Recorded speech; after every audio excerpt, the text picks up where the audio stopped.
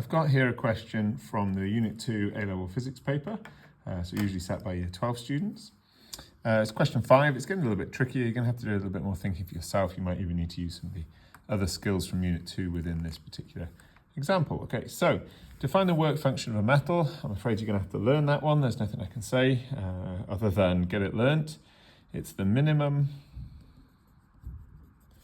energy needed to release electrons from the metal. I'm going to add surface on the end as well, metal surface. Okay, and then it says the work function of cesium is 3.2 times 10 to the minus 19. Remembering the work function we've just said is the amount of energy we need to release from the surface. Show that the frequency of light that will eject electrons from the cesium surface with a maximum kinetic energy of 1.5 times 10 to the minus 19 is approximately this. So they're actually giving you the answer, but you've got to show how you get there. So the way I always visualize this is that the energy of the photon is equal to the work function plus the kinetic energy of the electron it emits. So the energy of a photon is hf, of course. It's from your data booklet, I think it's on there.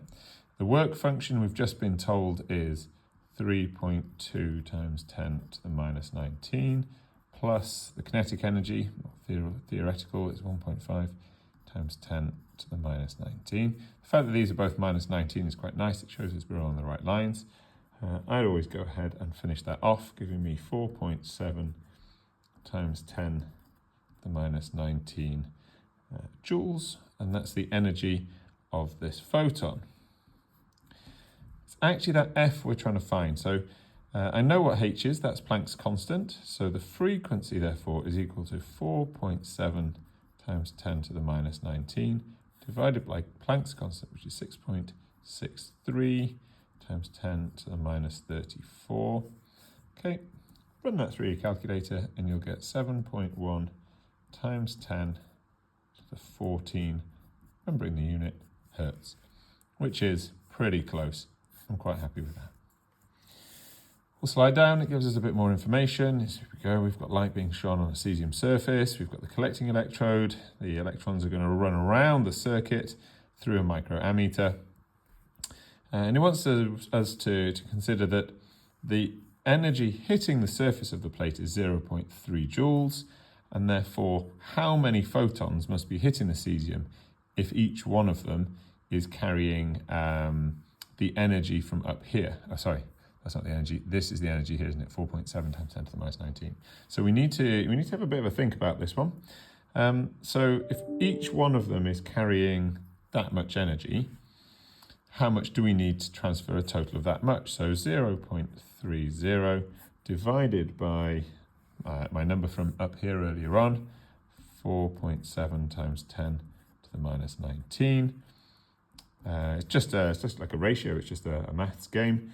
It gives me the number of photons. The number of photons is therefore equal to 6.4 times 10 to the 17, which is nice because that's 6 and that's 6.4. I'm pretty happy with that. There's no unit here, of course, because it's just a number. Flip over for the second half of the question. The current indicated by the ammeter is 0.8 microamps. Calculate the number of electrons per second emitted from the cesium surface. We also have to make and we have to give the assumption that we're making on this one. So I would encourage you to remember that an amp is a coulomb per second.